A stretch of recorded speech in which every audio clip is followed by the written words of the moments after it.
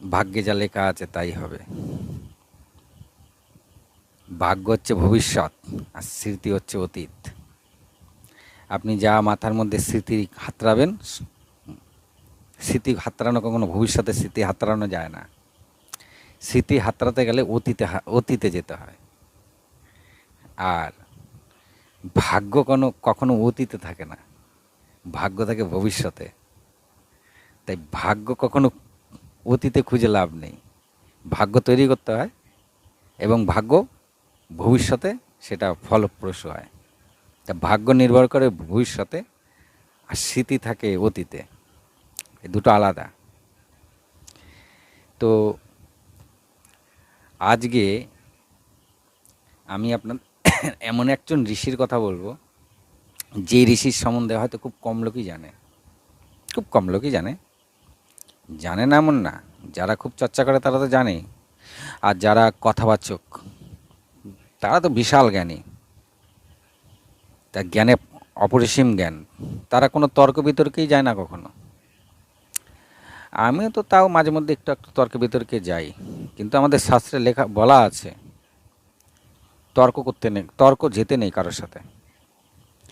হ্যাঁ, চর্চা করতে হয়, চর্চা করলে জ্ঞান বাড়ে, আর জ্ঞান দান করা ভালো।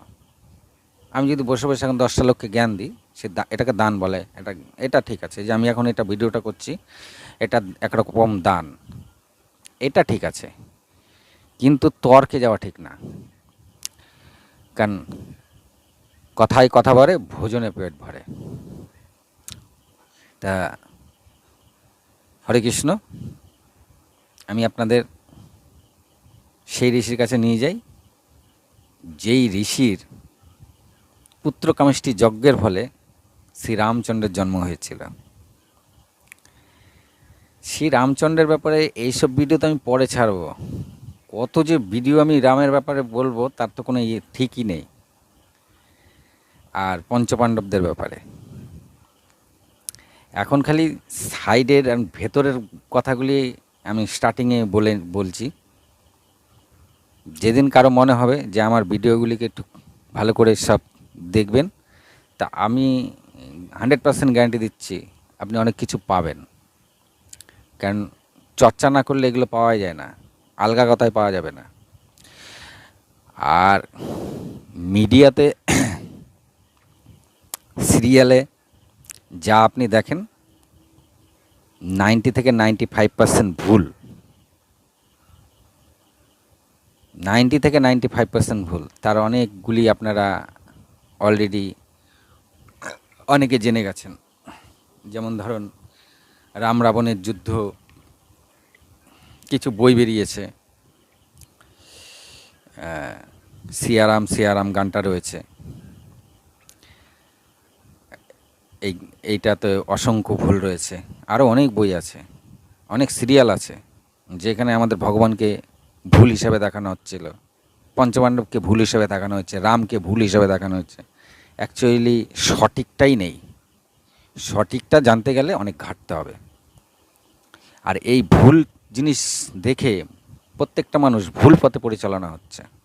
আর এই ভুল পথে পরিচালনা হচ্ছে বলেই আমার মাথায় আজ এই ভিডিও করার ব্যাপারটা আসে, যে এই ভুল পথ থেকে বার করে নিয়ে আসতে হবে। অ্যাকচুয়ালি আমাদের হিন্দু ধর্মের লোককে হিন্দু ধর্মেই পরিচালনা করতে হবে, অন্য ধর্মে নয়। কথা আছে না, যেমন ধরুন, যেমন ভুল পথে ম্যাক্সিমাম হিন্দুরাই রয়েছে, তার মধ্যে অনেক কথা আছে, তার মধ্যে একটা বলছি আপনাকে। যেমন যুদ্ধে আর প্রেমে সব কিছু জায়েজ হয়, একটা কথা শুনেছেন, সবাই জানেন কথাটা। যুদ্ধে আর প্রেমে সব কিছু জায়েজ হয়, কিন্তু আমাদের হিন্দু ধর্মে এরকম কোনো কথা আজ পর্যন্ত লেখাই পাইনি আমি। বিধর্মীদের থাকতে পারে, কারণ যুদ্ধ আর প্রেমে সব কিছু জায়েজ হয়। কারণ আমাদের হিন্দু ধর্মে যুদ্ধ যখন হতো সেটা সূর্য উদয়ের পর শঙ্খ বেজে যুদ্ধ শুরু হতো, এবং সূর্যোদয়ের পরে, সূর্য অস্ত যাওয়ার পরে আবার শঙ্খ বাজিয়ে যুদ্ধ পরিসমাপ্তি ঘটানো হতো। তারপরে সবাই বিশ্রামে যেত, খেতে যেত, ঘুমোতো। কিন্তু অসুরদের সেই সিস্টেম ছিল না। অসুররা যখন তখন যুদ্ধ করত। তাহলে আপনি বুঝতেই পারছেন যুদ্ধে আর প্রেমে সব কিছু যায় না। হিন্দুদের শাস্ত্রে কোথাও লেখা নেই যুদ্ধ আর প্রেমে সব কিছু যায়। তা যদি তাই হতো, তাহলে কর্ণকে যখন তক্ষক বলল যে আপনি আমাকে আপনার ধনুকের আগায় জায়গা দিন, আমি অর্জুনকে এক ছোবলেই মেরে দেবো, কর্ণ রাজি হয়নি। জানেন এটা নিশ্চয়ই অনেকে, না জানলে এর ভিডিও আমি আলাদা করে দেব, যখন যেটা মাথায় আসবে দেব। কিন্তু কর্ণ রাজি হয়নি। কর্ণ কি বলেছিল তক্ষককে? বলেছিল, আজ যদি আমি তোমার সাহায্য নিয়ে আমি অর্জুনকে বধ করি, কাল ইতিহাস আমাকে কি বলবে। তো বুঝুন ঠেলা। একেতেই দুর্যোধনের দলের লোক, মানে তখন পাণ্ডবরা হচ্ছে ধর্মের আর দুর্যোধন হচ্ছে অধর্মে রয়েছে। অধর্মে হচ্ছে কর্ণ রয়েছে। তারপরও সে বলছে, আজ যদি তোমার দ্বারাই আমি অর্জুনকে বধ করি, কাল আমার ইতিহাস কি বলবে। তবুও সে তক্ষকের নেয়নি। তা তক্ষক তো চালাকি করে ওর তীরের আগায় পরে ঢুকে গেছিল। কিন্তু যখন কর্ণকে বলেছিল, কর্ণ তখন রাজি হয়নি। তা আমাদের ধর্মে এইগুলোই যদি না জানেন, আমাদের ধর্মে কখনোই কোথাও নেই যে যুদ্ধ আর প্রেমে সব কিছু যায়। যুদ্ধ আর প্রেমে আমাদের কোথাও লেখা নেই। এগুলো এদের বিষ্ণুর কোনো অবতারই পছন্দ করে না। এই যে বিষ্ণুর 24 অবতার, তার মধ্যে যে 10 অবতার মুখ্য, তারা কিন্তু একটা অবতারও পছন্দ করে না। কিন্তু তমগুণের তাও দু একজনকে তারা মানে, শিব আর কালীকে মানে। আপনারা খেয়াল করবেন, তারা মানে, কারণ শিব আর কালী দুটো তমগুণ ভগবান। আপনি মঙ্গোলিয়ায় যান, মঙ্গোলিয়ায় গেলে দেখতে পাবেন, মঙ্গোলিয়ায় যে মন্দিরগুলি রয়েছে, ম্যাক্সিমাম মন্দিরের ওপর ত্রিশূল লাগানো আছে। ত্রিশূল মানে শিবের ভক্ত। আর চেঙ্গিস খান সেই বংশেরই লোক ছিল, তেন্দ্রিন বলা হতো। চেঙ্গিস খান যেই বংশের ছিল, সেই বংশের নাম ছিল তেন্দ্রিন। এই তেন্দ্রিন হচ্ছে তন্ত্র কথা থেকে এসছে, তেন্দ্রিন কথা। যেমন যন্ত্র, মন্ত্র, তন্ত্র, মন্ত্র আলাদা, তন্ত্র আলাদা, যন্ত্র আলাদা। এই তন্ত্র থেকে তেন্দ্রিন কথা এসছে। আর চেঙ্গিস খান তন্ত্র থেকে তেন্দ্রিন কথা এসছে। মঙ্গোলিয়ানদের তেন্দিন জাতির লোক, মঙ্গলদের তেন্দিন জাতির লোক, তারা শিবকে মানতেন। তা শিব হচ্ছে তমগুণের ভগবান। শিব আর কালী গুণের ভগবানকে মানে, বিষ্ণুকে মানে না। এটা বহু পূর্বে থেকেই হয়ে আসছে, আজও হচ্ছে, ভবিষ্যতেও হবে। ভগবান যেভাবে রেট ঠিক করে রেখেছেন সেভাবেই হবে। আপনি কর্মের দ্বারা একটু একটু চেঞ্জ করতে পারেন, কিন্তু পুরোটা চেঞ্জ করতে পারবেন না। আর যারা ত্রিকালদর্শী, তারাও কখনো পুরোপুরি ভাঙিয়ে বলে না যে কি হতে চলেছে। সেটা হলে তো ভারসাম্য নষ্ট হয়ে যাবে। আপনাকে যদি এখন অতীতে পাঠিয়ে দেয়, অতীতে গিয়ে তো আপনি আমার বাবাকে, আপনার জন্মের আগে যদি আপনার বাবাকে আপনি মেরে দেন, তাহলে আপনার জন্ম হলো কি করে? হয়ে গেল না ঘোটালা? তা সেটা কখনো হয়? কিংবা আপনার বাবাকে বাঁচিয়ে রেখে আরেকটা ভাই সৃষ্টি করলেন, কিন্তু সেই ভাই ছিলই না, তাহলে সেই ভাই এখন কোথায়? খুঁজতে বেরোবেন। তা সেটা কখনো হয় না। এতে কি হয়, যে ভারসাম্য আছে, ভারসাম্য নষ্ট হয়। তো যাই হোক, ওইসব কথা বাদ দিন, আসি আসল কথায়। তা লোমশ্রী ঋষি একদিন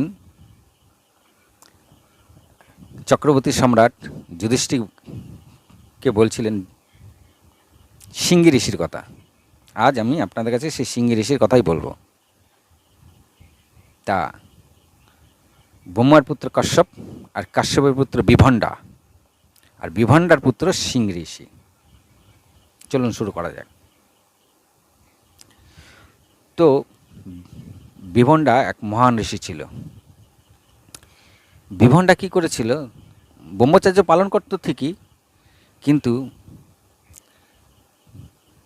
তিনি কখনো কোনো নারীর দিকে চোখ মেলে তাকাতেন না। তিনি বীর্যকে নিজের শরীরের মধ্যে স্থাপন করার চেষ্টা করেছিলেন। বীর্য স্থাপন মানে বীর্য কখনো তার শরীর থেকে বাইরে বার করবেন না।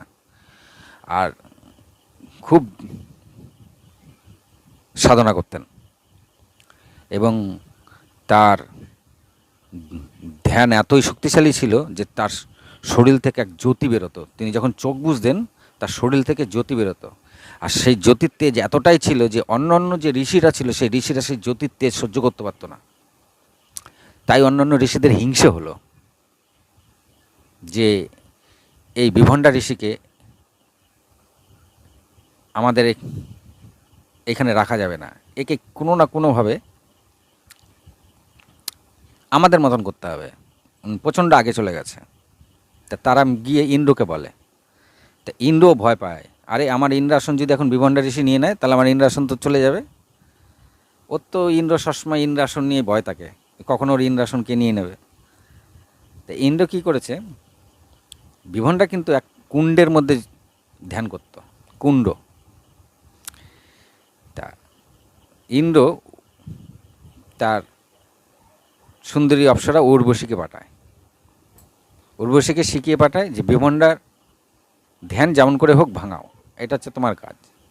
তা উর্বশী তখন বলে যে আমার কামদেবকেও লাগবে, নাহলে ঋষিরা অনেক সময় অভিশাপ দিয়ে দেয় ঠিকঠাক করে না করতে পারলে। তা কামদেবও আসে সঙ্গে। কামদেব এসে সেখানকার বাতাবরণ সব একেবারে কামুক করে তোলে। আর তখন উর্বশী বিভণ্ডা ঋষির আশেপাশেই নিত্য সঙ্গীত গাইতে থাকে। আর তার সঙ্গীতের মধুর গুনগুন শব্দ শুনে হঠাৎ বিভণ্ডা ঋষির চোখ মেলে। চোখ মিলে সামনে এরকম অপরূপ সুন্দর উর্বশীর এমন অঙ্গভঙ্গি, সে অঙ্গভঙ্গিতেই বিভণ্ডা ঋষি কামুক হয়ে পড়ে। এমন অঙ্গভঙ্গি করেছে, সেই অঙ্গভঙ্গিতে বিভণ্ডা ঋষির বীর্যপাত হয়ে যায়। বীর্যপাত হয়ে যাওয়াতে তার যে সাধনা, সেই সাধনাটা নষ্ট হয়ে যায়। আর উর্বশী ওই বীর্যপাত হওয়াতে উর্বশী ভয়ের চোটে আর বিভণ্ডার আশেপাশে না থেকে সে সোজা পালিয়ে যায় স্বর্গে। এখন বিভণ্ডা ওখানে বসে থেকে চিন্তা করলো যে এই মহিলাটা গেল কোথায়। আর ওকে দেখে ও দেখলো যে ওর বীর্যপাত হয়ে গেছে। আর তারপর ওই মহিলাটাও চলে গেছে। বিভণ্ডার যে ছিল, তপ বল ছিল, সে বলও নষ্ট হয়ে গেছে। এতে খুব রেগে যায় বিভণ্ডা ঋষি। রেগে সে আগুনের মতন জ্বলতে থাকে। আর সেই সময় ওই কুণ্ডের মধ্যে এক হরিণ জল খেতে আসে। জল খেতে এসে সেই হরিণ সেই জলের সাথে সেই বিভণ্ডার বীর্যটাকেও খেয়ে নেয়। তো খেয়ে নেওয়ার ফলে সেই হরিণ গর্ভধারণ করে। হরিণ গর্ভধারণ করার পরে হরিণ কিন্তু সেই বিভণ্ডা ঋষির আশেপাশেই থাকতো, এবং যেই গর্ভপাত হয় তখন সেই হরিণটি মারা যায়। আর গর্ভপাত হওয়ার পরে যে বাচ্চার জন্ম নেয়, সেই বাচ্চার মাথায় একটা শিং ছিল, একটা শিং নিয়ে জন্ম নিয়েছিল। তখন বিভণ্ডা ঋষি বুঝতে পারলেন এটা হচ্ছে সেই হরিণটাই, যে হরিণটা তার বীর্য পান করে নিয়েছিল। তবে আপনার মনে হতে পারে যে হরিণের পেটে কখনো বাচ্চা হয়? হ্যাঁ, অ্যাকচুয়ালি হরিণের পেটে মানুষের বাচ্চা হয় না, কিন্তু সে হরিণ সাধারণ হরিণ ছিল না। সে হরিণ ছিল পূর্বজন্মে এক দেবকন্যা। তা সেও এক ঋষির অভিশাপে এই জন্মে হরিণ নিয়ে জন্ম নিয়েছিল। আর যখন সে গর্ভপাত করে তখন সেই হরিণ মুক্তি লাভ করে সেই যে দেবকন্যা ছিল সেই রূপ সে যখন ফিরে পায়, তখন বিভণ্ডাকে বলে এটাই আপনার বাচ্চা, আর আমি অভিশাপের ফলে হরিণ হয়েছিলাম, তো আমার আর সময় নেই, আমাকে এখনই চলে যেতে হবে বলে সে দেবকন্যা চলে যায়। আর বিভণ্ডা ঋষি নারীদের প্রতি এত রেগে যায় ওই উর্বশীর ওই কাণ্ডের পরে, তখন চিন্তা করে আর এখানে থাকবোই না, এমন এক জায়গায় থাকবো যেখানে কারো কোনো নারী কেউই কারোর সঙ্গে যেন দেখা না হয়। তো তার বাচ্চাকে নিয়ে সে একটা ঘনঘোর জঙ্গলের ভেতরে ঢুকে পড়ে, সেখানে আশ্রম তৈরি করে সেখানেই সে তার বাচ্চাকে বড় করতে থাকে। এই হচ্ছে সিংহী ঋষি। সিংহী ঋষি বড় হয়ে গেছে, কিন্তু কখনো কোনো নারীরই মুখ দেখেনি, খালি সে তার বাবাকেই দেখেছে, বিভণ্ডাকে। অন্য কোনো লোকও দেখেনি, সভ্যতা সমাজ কিছুই দেখেনি। সিংহী ঋষি ওইখানেই বাবা যেভাবে শিখিয়ে দিয়েছিল সেভাবে ধ্যান তপ জপ সব করত, এবং একটা জিনিস বলে রাখি, সেই সময় সিংহ ঋষির মতন মলিন, সুন্দর, নির্মল এক হৃদয় আলা কোনো ঋষি ছিলই না পুরো পৃথিবীতে। একমাত্র সিংহ ঋষি ছিল জপে তপে শ্রেষ্ঠ, প্লাস তার মনের মধ্যে কোনোদিন কোনো পাপ বাসায় বাঁধেনি। সে পাপ কী জিনিস জানতই না আর কি। বিভণ্ডা এমনই তৈরি করেছিল তার ছেলেকে। আর বিভণ্ডা তো সবসময় সেই থেকে তপ করেই যাচ্ছিল, আর বিভণ্ডা রেগেই থাকতো। আর রেগে থাকার কারণে যেই রাজ্যে ঘটনাটা হয়েছিল সেই রাজ্যের বাইরে তো চলে গেছে। তার রাজ্যটা ছিল অঙ্গদেশ, অঙ্গদেশের রাজা ছিল রোমপাদ। তা সেই দেশে বিভণ্ডার রাগের চোটে খরা পড়ে গেছিল, আর বৃষ্টি হতো না, কোনো বছরই কোনো বৃষ্টি হতো না। আর বৃষ্টি না হতে হতে ফসল কমে গেছিলো, আর ফসল কমে যাওয়ার ফলে আকাল সৃষ্টি হয়। সেই আকাল কিছুতেই কাটে না, যজ্ঞ আদি কোনো কিছুতেই কোনো কাজ করছে না। তখন রোমপাদ তার রাজ্যের বড় বড় যারা ঋষি ছিল তাদেরকে যখন ডেকে জিজ্ঞাসা করে যে কী এর উপায়, তখন তারা বলে যে এখন পৃথিবীতে সবচেয়ে যে ঋষির একেবারে হৃদয় নির্মল কোমল, একমাত্র সেই ঋষি যদি আপনার রাজ্যে আসে তবেই এই আপনার এই খরাদশা কেটে যাবে। তখন বললো তাহলে সেরম ঋষি কোথায় পাবো? বলে আপনার রাজ্যেই ছিল, এখন সে থাকে না, আপনার রাজ্যের বাইরে থাকে, বিভণ্ডার পুত্র সিংহ ঋষি। এবার সিংহ ঋষি সম্বন্ধে রোমপাদকে সব জানিয়ে দেয় ওই ঋষিরা, যে সিংহ ঋষি কিন্তু কোনোদিন কোনো মেয়ে দেখেনি, রমণী দেখেনি, কোনো সভ্য সমাজ দেখেনি, সে সবসময় জঙ্গলেই থেকেছে।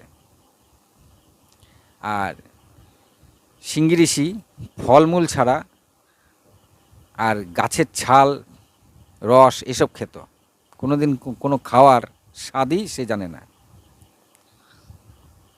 তখন রোমপাদ ঠিক করলো তাহলে তো একটা জিনিস আছে, সিংহ ঋষিকে খাওয়ার লোভ দেখিয়ে যদি আনানো যায়। তাই তিনি তার রাজ্যের কতগুলি সুন্দরী রমণীকে বললেন যে সিংহ ঋষিকে যে করেই হোক তার দেশে পা রাখার জন্য। সেই অনুসারে সেই রমণীরা বিভণ্ডা ঋষির ওখানে যাওয়া যাবে না, বিভণ্ডা ঋষি দেখলেই অভিশাপ দেবে। তাই কী করলো তারা, বিভণ্ডা ঋষির থেকে একটু দূরে একটা আশ্রম তৈরি করলো। সেই আশ্রমে তারা থাকতো, এবং বিভণ্ডা ঋষি যখন থাকতো না তখন আসতো বিভণ্ডা ঋষির আশ্রমে, এসে ওই মেয়েরা সিংহ ঋষির সঙ্গে ভালো ভালো গল্প করতো। কিন্তু সিংহ ঋষি কখনো কোনো রমণীই দেখেনি। সিংহ ঋষি ভাবতো হয়তো মা, এরা সব মায়ের মতন তাদের সঙ্গে কথা বলতো সিংহ ঋষি। এবার সিংহে এটা খেতে দিত, ওটা খেতে দিত। এবার তারা দেখলো সিংহ ঋষি যে যখন তপ করতো ম্যাক্সিমাম টাইম সে বট বৃক্ষকে চাটত, বটকে চেটে চেটে খেত, মধু সেই চাটা জায়গায় লাগিয়ে দিত।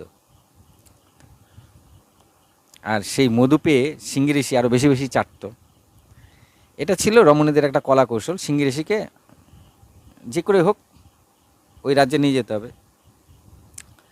তা একদিন বিভণ্ডা ছিল না, তখন অন্য ঋষিরা কতগুলি লাড্ডু নিয়ে আসে, লাড্ডু নিয়ে এসে সিংহ ঋষিকে খেতে দেয় একটা।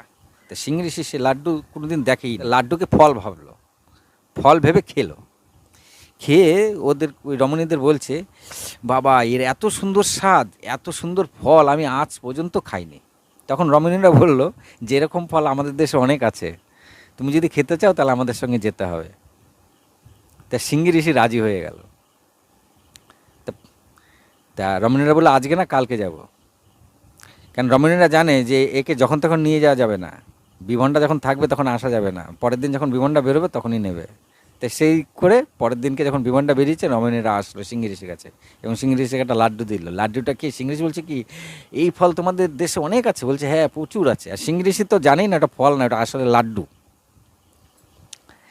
তা সিংহ ঋষি ওদের সঙ্গে যেই অঙ্গদেশে ঢুকেছে অমনি অঙ্গদেশে বৃষ্টিপাত শুরু হয়েছে। রোমপাদ তখন বুঝে গেল যে আমার দেশে সিংহ ঋষি অলরেডি ঢুকেছে। এবার রোমপাদ তো জানে সিংহ ঋষিকে ছলনা করে আনা হয়েছে। বিভণ্ডা তো জানবে, আর বিভণ্ডা জানলে আমাকে তো একটা অভিশাপ দেবেই। ভয়ের চেটে রোমপাদ কী করেছে শুনুন। রোমপাদের ব্যাপারে একটু বলতে হবে। রোমপাদ বিবাহ করেছে কিন্তু কোনো সন্তানাদি ছিল না। আর রোমপাদের তখন সর্বশ্রেষ্ঠ বন্ধু ছিল দশরথ। দশরথ তখন সদ্য বিবাহ করেছে, আর রোমপাদের বিবাহ অনেক দিন হয়ে গেছে। রোমপাদের কোনো সন্তান নেই। আর দশরথ কৌশল্যাকে বিবাহ করার 1 বছরের মধ্যে তার একটা কন্যা সন্তান হয়। তখন রোমপাদ দশরথকে বলে, তুমি তো নতুন বিয়ে করেছো বন্ধু, তা তোমার তো পরে আরও সন্তানাদি হবেই। আমার তো জীবন শেষ হতে চললো, আমার মনে হয় আর সন্তানাদি হবে না। আমি কি সন্তানের স্বাদ পাবো না? আমি কি একটু বাবা হওয়ার স্বাদ করতে পারবো না? দশরথকে বলে, কি তোমার কন্যা সন্তানটি কি আমাকে দেবে? দশরথের বন্ধু তখন রোমপাদ। তা দশরথ বলল, ঠিক আছে, তাই তো, আমার পরে আরও সন্তানাদি হতেই পারে। তা দশরথ তার কন্যাকে রোমপাদের হাতে দিয়ে দেয়। এটা অনেকে আবার জানে। তা রোমপাদ দশরথের কন্যা শান্তাকে দশরথের কন্যাকে নিয়ে তার নাম দিলেন শান্তা। আর যখন শৃঙ্গি ঋষি তার দেশে এসছে তখন শান্তা অলরেডি যৌবন হয়ে গেছে। এদিকে কি হয়েছে, দশরথের সেই কন্যা সন্তানের পর আর সন্তানাদিই হয়নি। এই সন্তানাদি কেন হয়নি তাও আমি আপনাদের বলছি। রাবণ তার গুরুদেবের কাছে, শুক্রাচার্যের কাছে জানতে পেরেছেন যে তার মৃত্যু দশরথের জ্যেষ্ঠ পুত্রর হাতে তার মৃত্যু হবে। তাই তার যাতে মৃত্যু না হয়, তাই তিনি রাবণের দিকে যজ্ঞ করেছিল যে দশরথের যেন কোনোদিন সন্তানাদি না হয়। তাই দশরথের আর কন্যা সন্তানের পর আর কোনো সন্তান হচ্ছিল না। এগুলো আবার দশরথ জানে না, এই জন্য দশরথের কোনো সন্তান হচ্ছে না। এদিকে শান্তা বড় হয়ে গেছে। আর রোমপাদ দেখছে যে বিভণ্ডা যদি জানতে পারে তাহলে তো আমাকে অভিশাপ দেবে, ছাড়বে না। রোমপাদ কী করেছে, ফটাফট চালাকি করে শৃঙ্গি ঋষিকে নিজের রাজসভায় নিয়ে এসে খুব ভালো আদর আপ্যায়ন করে লাড্ডু ফাড্ডু খেতে দিয়ে নিজের মেয়ে শান্তাকে একদম পুরো কন্যার বিবাহ দেওয়ার জন্য পুরো সাজিয়ে গুজিয়ে শৃঙ্গি ঋষির সামনে নিয়ে এসে বলছে, কি তুমি কি একে বিবাহ করবে, আমার মেয়ে। এখন শৃঙ্গি ঋষি অন্যান্য রমণীদের দেখেছে, তাদের প্রতি তার কোনো প্রেম ভাব জাগেনি, কিন্তু শান্তাকে দেখে শৃঙ্গি ঋষির মনে প্রেম ভাব জেগেছে। তা শৃঙ্গি বলছে, হ্যাঁ, ও তো একেবারে নির্মল হৃদয়, কোনোদিন কোনো নারী দেখেইনি। তা শান্তার একটা হাত নিজের হাতে নিয়েছে, নিয়ে বলছে, হ্যাঁ, আমি একে বিবাহ করব। এতটাই সে ভোলা ভালা ছিল শৃঙ্গি ঋষি, একদম ভোলা ভালা। তা শৃঙ্গি ঋষি যখন বিয়ে দিয়ে দিয়েছে, তা রোমপাদ ভাবলো, যাক, বাঁচা গেল। এখন বিভণ্ডা আসলেও মনে হয় অভিশাপ নাও দিতে পারে। এইদিকে বিভণ্ডা আশ্রমে এসে দেখছে যে শৃঙ্গি নেই, আর ওদিকে অঙ্গদেশে বৃষ্টিপাত হচ্ছে। তখন তিনি বুঝে গেলেন যে শৃঙ্গি অঙ্গদেশে গেছে। এই তো বিভণ্ডা রাগে গজগজ করছে যে আজকে তো রোমপাদকে ছাড়বই না, অভিশাপ দেবেই আর কি। এবার রোমপাদ সোজা, এই বিভণ্ডা সোজা রোমপাদের রাজ্যে প্রবেশ করে গেছে। প্রবেশ করছে তো এদিকে রোমপাদের কাছে খবর চলে গেছে যে বিভণ্ডা আসছে। তা বিভণ্ডা কী করেছে, এই রোমপাদ কী করেছে, শৃঙ্গিকে আর শান্তাকে সুন্দর করে বিবাহ দিয়ে সাজিয়ে গুছিয়ে এক জায়গায় বসিয়ে রেখেছে। আর বিভণ্ডা এসে যেই রোমপাদকে অভিশাপ দেবে, তা দেখছে যে তার ছেলের বিয়ে হয়ে গেছে, আবার সঙ্গে বউও রয়েছে। খুব সুন্দর ছিল শান্তা। আর শান্তাকে দেখে বিভণ্ডার একদম সব রাগ একেবারে পুরো ভুলে গেছে, যে কাকে অভিশাপ দেবে, কি অভিশাপ দেবে, সব ভুলে গেছে। শান্তা এতই সুন্দর ছিল দেখতে। আর ছেলে বিয়ে করেছে, তার মানে হচ্ছে শান্তা তার পুত্রবধূ। আর তাহলে রোমপাদ তার সুমন্দি, আর রোমপাদকে তাহলে এখন কী করে অভিশাপ দেবে? এটা রোমপাদ চালাকি করেছিল, না হলে তো অভিশাপ দিত। তো যাই হোক, শৃঙ্গি ঋষির সঙ্গে শান্তার বিবাহ হয়ে যায়। তা শৃঙ্গি ঋষি কিন্তু তখনও অত কিছু মাথায় আর আসে না। তো শৃঙ্গি ঋষি তখন বিভণ্ডা ঋষি তাকে অভিশাপ দেওয়ার বদলে আশীর্বাদ করেন পুত্রবধূকে। আশীর্বাদকে রোমপাদকে বলে তার মেয়েকে নিয়ে সে আশ্রমে চলে আসে, এবং সেখানে এসে আবার তারা আগের মতন শান্তা তার স্বামীর সেবায় লেগে যায়, এবং বিভণ্ডা কুণ্ডে নিজের তপ করে। আরও ওই কথা এখানেই কিন্তু শেষ হলো না। শান্তার সঙ্গে তার বিবাহ হয়ে গেল, কিন্তু এদিকে দশরথের তো কোনো সন্তানাদি ছিল না। তা দশরথ অনেক চেষ্টা চরিত্র করছে, যজ্ঞাদি করছে, কিছুতেই তার সন্তান আর হয় না। তখন দশরথের অলরেডি আরও বিবাহ করেছে দশরথ, কিন্তু কোনো সন্তানাদি হয়নি। তখন বৈশিষ্ট্যমুনি দশরথকে বলল যে একজন আছে যার দ্বারা তোমার সন্তানাদি হতে পারে, পুত্র কামেষ্টি যজ্ঞ করতে হবে, তবে তোমার সন্তান হবে। তখন দশরথ বলল, কি করে? বলল, যে সিংহী ঋষি আছে, যার হৃদয় একদম নির্মল আর কোমল, এই নির্মল হৃদয় যার আছে, সেই একমাত্র এই পুত্র কামেষ্টি যজ্ঞ করতে পারে। তাছাড়া যার মনে একটুও পাপের সঞ্চার হয়েছে, সে পারবে না এই যজ্ঞ করতে। তখন বলল, ঠিক আছে। বশিষ্ঠ মুনি যখন বললো, তখন দশরথ বলল, তাহলে আমি কি করে সিংহী? বলে, সিংহী ঋষির কাছে গিয়ে সিংহী ঋষির কে ভালো করে বুঝিয়ে টুজিয়ে আনতে হবে তোমার রাজ্যে, এনে তাকে দিয়ে পুত্র কামেষ্টি জগৎ। একদিকে সিংহী ঋষি দশরথের জামাই ছিল, যেহেতু শান্তা অ্যাকচুয়ালি তারই সন্তান ছিল, পরে রোমপাতকে দিয়েছিল। তার খালি পায়ে শৃঙ্গি ঋষির খুব আশ্রমে গিয়ে শৃঙ্গি খুব সেবা যত্ন শুরু করে। শৃঙ্গি ঋষির সেবা যত্ন করাতে শৃঙ্গি ঋষি তখন দশরথকে বলে যে, রাজন, বলুন আপনার কেন এসেছেন, আর কেনই বা আমার এত সেবা করছেন? তখন দশরথ বলে যে, আমার কোনো সন্তানাদি নেই, আমার সন্তানাদি করার জন্য একটা পুত্র কামেষ্টি যজ্ঞ করতে হবে, আর এই পুত্র কামেষ্টি যজ্ঞ একমাত্র তুমিই করতে পারো। তুমি কি করবে? সিংহী ঋষি বলল, কেন করব না, আমি নিশ্চয়ই আপনার পুত্র কামেষ্টি যজ্ঞ করব। তখন সিংহী ঋষি, শান্তাও সঙ্গে আসে। শান্তা অ্যাকচুয়ালি দশরথেরই মেয়ে ছিল, রোমপাতকে দিয়েছিল। তা সিংহী ঋষি দশরথের রাজ্যে এসে পুত্র কামেষ্টি যজ্ঞ শুরু করে। এই যজ্ঞ অনেক দিন ধরে চলে। এই যজ্ঞ করার পরেই দশরথের 4 সন্তান লাভ হয়। কৈকেয়ী, কৌশল্যা আর সুমিত্রা, এই 3 জনের গর্ভে 4 সন্তান আসে, রাম, লক্ষ্মণ, ভরত, শত্রুঘ্ন। তা মনে রাখবেন, সিংহী ঋষি কম ছিল না। আর সিংহী ঋষি পুত্র কামেষ্টি যজ্ঞের ফলেই এই আমাদের প্রভু অবতার গ্রহণ করেছিলেন। আর সিংহী ঋষির হৃদয় ছিল কোমল আর নির্মল। আর পুত্র কামেষ্টি যজ্ঞ যার হৃদয় একদম কোমল থাকে, সেই করতে পারে, অন্য কেউ করতে পারে না। তো যজ্ঞের ফলে দশরথ কিন্তু সন্তান লাভ করেছিল। কিন্তু দশরথ যে সন্তান লাভ করেছিল, এতে এই পুত্র কামেষ্টি যজ্ঞের ফলে দেবতারা দশরথকে ক্ষীর দিয়েছিল, আর বলেছিল, এই ক্ষীর তোমার পত্নীদের খাইয়ে দিলে সন্তান হবে। তা বুঝেন, দশরথ কিন্তু নিজের দ্বারাই সন্তান হয়নি, দশরথের সন্তান হয়েছিল দেবতাদের ক্ষীর খাওয়ার পরে। পুত্র কামেষ্টি যজ্ঞ হওয়ার পরে দেবতারা সন্তুষ্টি ক্ষীর দেয়, সেই ক্ষীর কৌশল্যা, সুমিত্রা আর কৈকেয়ী 3 জনে মিলে খেয়ে তাদের 4 সন্তান হয়। আর দশরথের সন্তান কেন হয়নি? ওই যে রাবণ দেখেছিল যে দশরথের বড় ছেলের হাতে তার মৃত্যু, তাই তার যেন কোনো সন্তানাদি না হয়, এর জন্য রাবণ এক যজ্ঞ করেছিল। সেই যজ্ঞে সে ফল ফল ফল হিসাবে পেয়েছিল যে না, দশরথের কোনোদিন সন্তান হবে না, তাই দশরথের কোনোদিন আর সন্তান হচ্ছিল না। আর রাম, লক্ষ্মণ, ভরত, শত্রুঘ্ন এরা দেবতাদের ক্ষীর খেয়েই কিন্তু জন্ম হয়েছিল। তা শৃঙ্গি ঋষির কথা আজ এই পর্যন্তই। কিন্তু শৃঙ্গি ঋষি যে এত বড় ঋষি ছিল, তার তপবল এতই জোরালো ছিল, একদিন তার শিংটা একদিন খসেই পড়ে অটোমেটিক।